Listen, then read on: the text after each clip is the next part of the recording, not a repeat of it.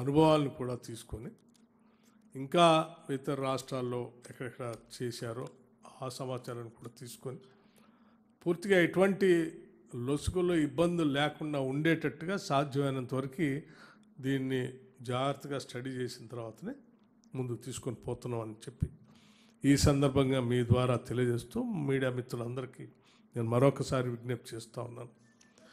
దయచేసి దీన్ని విస్తృతంగా దీని లాభాలు, దీని ఉన్నతమైనటువంటి ఆలోచన, ఆశయం, దీనివల్ల మనం భవిష్యత్తులో ఈ వనరుల్ని, వ్యవస్థల్ని అందరికీ సమాన అవకాశాలు కల్పించడానికి ఉపయోగపడటం కోసం చేస్తున్న కార్యక్రమం.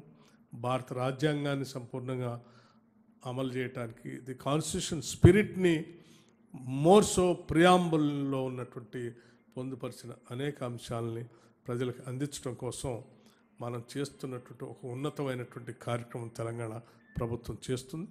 ఇది దేశ చరిత్రలో సువర్ణ అక్షరాలతో లిఖించదగబడి ఇది దేశానికి ఒక దశాదిశ నిర్దేశం చేయబడే కార్యక్రమం కాబట్టి అందరినీ పెద్ద ఎత్తున దీంట్లో భాగస్వాములు కావాలని, ప్రతి పౌరుడు కూడా దీంట్లో నేను సైతం దీంట్లో ఉన్నాను అనేటువంటి విధంగా మీరందరూ కూడా పాల్గొనాలని, దానికి విరివిగా మీరు ప్రచారం ఇవ్వాల్సిందిగా కూడా కోరుతూ ముగిస్తూ ఉన్నాను. థ్యాంక్ యూ, ధన్యవాదాలు.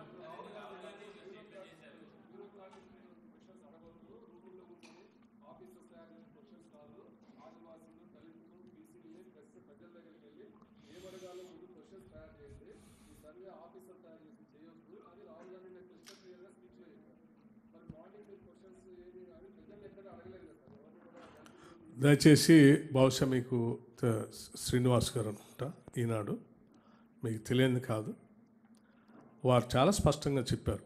బ్యూరోక్రటిక్ క్వశ్చనేర్తో కేవలం పాలనకు సంబంధించిన అధికారులే ఏదో తయారు చేసి ముందుకు పోతున్నారు కాకుండా you involve the people, stake holders అని చెప్పారు.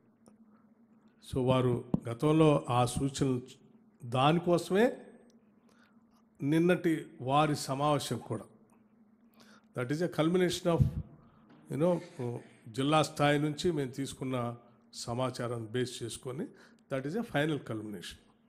సో మీకు తెలియదు కదా, జిల్లా స్థాయిలో ఇప్పటికే చాలా ప్రజలందరినీ సమావేశాలు పెట్టి అక్కడ నుంచి కొన్ని ప్రశ్నలు తీసుకున్నాం.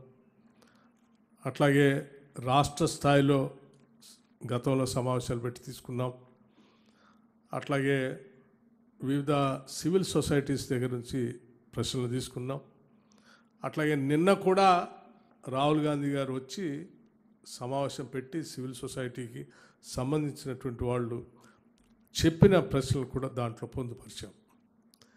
ఇవన్నీ కూడా మీరు I think you got his point in a right way. వారు చెప్పింది ఏంటంటే వీళ్ళందరినీ ఇన్వాల్వ్ చేసినట్టుగా చేస్తేనే సరైన న్యాయం జరుగుతుందని. ఆ న్యాయం అట్లా చేయడం కోసం చేసిన ప్రక్రియలో భాగంగానే కింద నుంచి చేసుకుంటూ ఫైనల్గా ఈరోజు హైదరాబాద్లో ఈ కార్యక్రమాన్ని ఏర్పాటు చేశారు. దానికి నేను వచ్చాను. ఇది జస్ట్ బ్యూరోక్రటిక్ క్వశ్చనేర్ కాదు, వీటన్నిటిని ఇన్వాల్వ్ చేస్తున్నది అని వారు చెప్పినటువంటి సందేశం.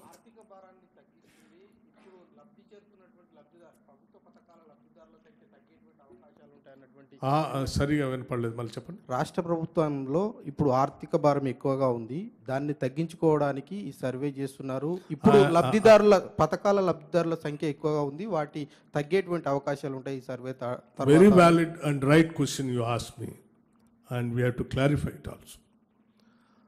కొద్దిమంది కావాలని, అంటే మేము బహుశా మీకు సాధారణ ఎన్నికల కంటే ముందు నుంచి రాహుల్ గాంధీ గారు కుల గణన గురించి చాలా స్పష్టంగా అనేక వేదికల్లో చెప్పారు. అప్పటికి మా ప్రభుత్వం కూడా రాలేదు కూడా.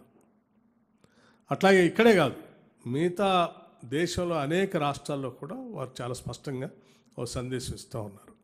అంటే వారి సందేశాన్ని అర్థం చేసుకొని కూడా, అంటే కుల గణన అనేది ఈ దేశంలో ఉన్నటువంటి వనరులు, వ్యవస్థలు, ఆస్తులు అందరికీ సమానంగా అందుబాటులోకి రాలేదు. ఆ జనాభా దామాషా ప్రకారం రావాల్సినటువంటి వనరుల్ని అందించాల్సిన వ్యవస్థల్ని అందించలేకపోతున్నాం.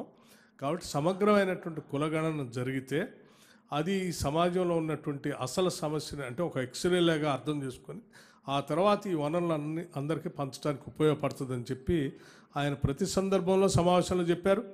మా కుల గణన జరిగేటప్పుడు అసెంబ్లీలో కూడా చెప్పాం, ఆ తీర్మానం పెట్టినప్పుడు కూడా చెప్పాం, క్యాబినెట్లో కూడా చర్చించాం, బయట కూడా అనేక సందర్భాల్లో చాలా స్పష్టంగా చెప్పాం. అయినా కావాలని కొద్దిమంది ఇప్పుడు మీరు అడిగిన లాంటి ప్రశ్నల్ని బయటికి వదిలి అట్లా కన్ఫ్యూజ్ చేయడం కోసం ట్రై చేస్తున్నారు. ఎందుకనంటే వాళ్ళకి భారత రాజ్యాంగాన్ని అమలు చేయాలన్నటువంటి ఆలోచన లేదు. భారత రాజ్యాంగంలో